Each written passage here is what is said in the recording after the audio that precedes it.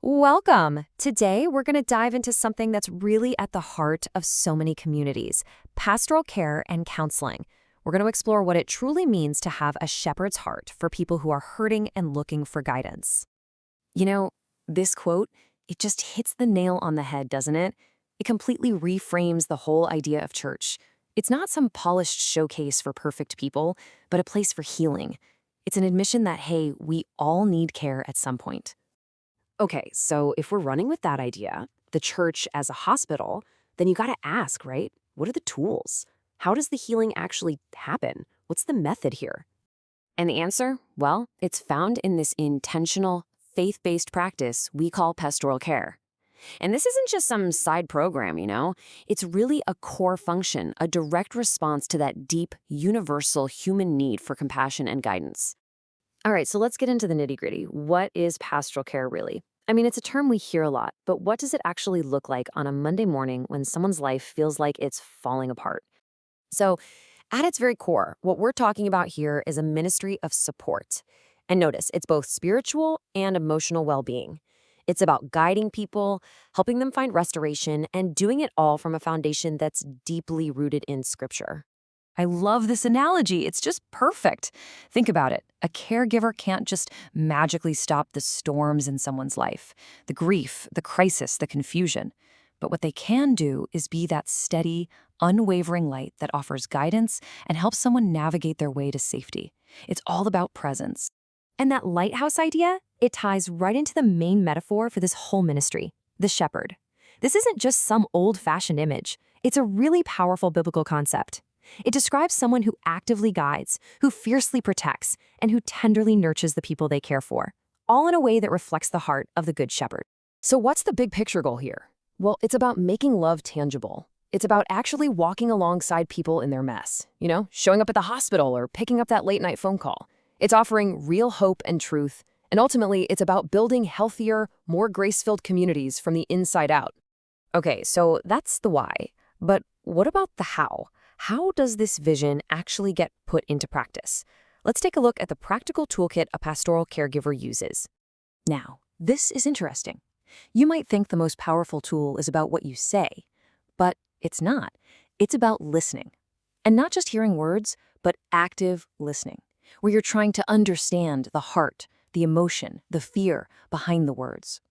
It's a huge act of empathy. So, a really effective, caring conversation often has this simple but really profound flow. It starts with prayer, just acknowledging that we need wisdom that's bigger than our own. Then comes that deep listening we just talked about, prioritizing empathy over jumping in with advice. And only then, it's about gently applying Scripture, not as a weapon, but as a real source of comfort and truth. And of course, none of this is just made up. The whole ministry is built on a biblical foundation.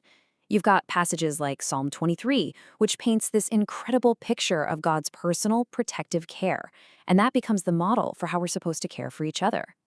Now, this all sounds great, right? But let's be real. This work is tough, and it's not without its complexities.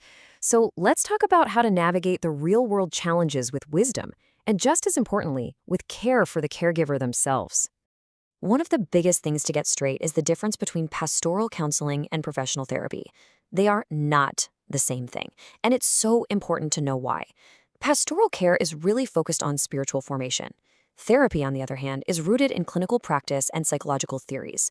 Knowing where that line is absolutely key to getting people the right kind of help. And we have to talk about the caregivers themselves, because wow, the challenges are real. Burnout is a massive, massive risk. Just imagine a pastor who gets that crisis call at 2 a.m. after they just spent the whole evening with a grieving family. That emotional weight is just immense.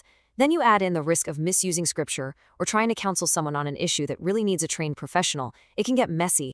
So what's the answer? How do we keep our caregivers healthy and effective? Well, it's all about being proactive. It means you build a team so nobody is carrying that weight alone. You have to commit to ongoing training, and you've got to know when to refer someone to a professional. And maybe most importantly, you have to practice personal soul care to stay resilient.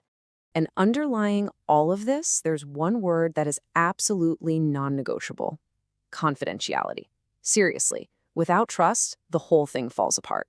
It is the bedrock, the ethical and spiritual responsibility that allows people to feel safe enough to be vulnerable. Okay, so as we start to bring this all together, let's zoom out one last time. What's the ultimate vision? What is all of this hard, heartfelt work actually trying to build? You see, the end goal isn't just to be a spiritual emergency room, putting out fires all the time. It's so much bigger than that. It's about cultivating an entire environment where every single person can move toward lasting spiritual and emotional health. It's a long-term vision for a thriving community. And it's important to know this whole field isn't static. It's changing, it's adapting to the world we live in right now.